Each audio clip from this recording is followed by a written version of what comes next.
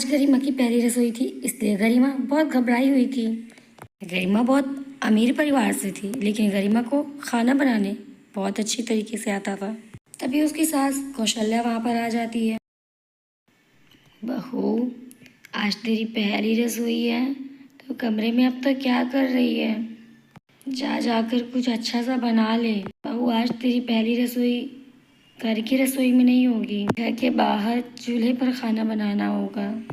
जी माँ जी, जैसा आप बोले। गरिमा की सास बहुत खुश होती है गरिमा की इस व्यवहार पर। गरिमा कुछ बोली तो नहीं, लेकिन उसके मन में ये सवाल जरूर रहता है कि आखिर उसकी सास ऐसा क्यों कर रही है।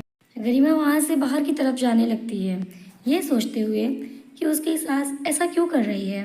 घर में रसोई होने के बावजूद खाना चूल्हे पर बनवा रही है। ये सोचते सोचते वो बाहर जाती है। मन में ये सवाल लिए हुए गरिमा खाना बनाने लगती है। खाना बनते ही उसने अपनी सास के लिए खाना परोसा। गरिमा की सास कौशल्या खाना खाती उससे पहले पड़ोस में रहने वाली सरला आती है।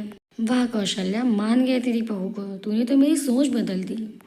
सरला ने गरिमा की खूब तारीफ की और फिर अपने घर चली गई। गरिमा अपनी सास से पूछती है, माँ जी, ये सब कुछ क्या हो रहा है? मेरे को समझ में नहीं आ रहा है। अरे बहू, तूने तो आज मेरी नाक और ऊंची कर दी। लेकिन माँ जी, क्यों? आप लोग मेरी इतनी तारीफ क्यों कर रहे हैं? मैंने तो सिर्फ खाना बनाया है। और क्या है ना बहू, तो उसकी सरला का बेटा किसी अमीर लड़की से प्यार करता है और वो उसके बिना नहीं रह पाएगा। सरला को भी लड़की पसंद है, लेकिन सरला का मानना है कि अमीर लड़कियां घमंडी होती हैं। इसीलिए बहू, मैंने तुमसे रसोई में नहीं चूल्हे पर खाना बनवाया और तुम बिना कुछ बोले मेरी बात को मानती रही। सरला ने ही मुझे बोला था, अपनी बहू से तुम चूल्हे पर खाना बनवा कर दिखाओ, तो मैं मान जाऊंगी कि अमीर लड़कियां घमंडी नहीं होती। आज तुम ही हो बहू, जिसकी वजह से सरला की ये सोच बदल गई कि अमीर गरीब लड़कियों में फ़र्क होता है। दोस्तों, अमीर गरीब कुछ नहीं होता।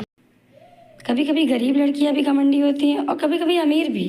अपना नेचर होता है बस, और कुछ नहीं।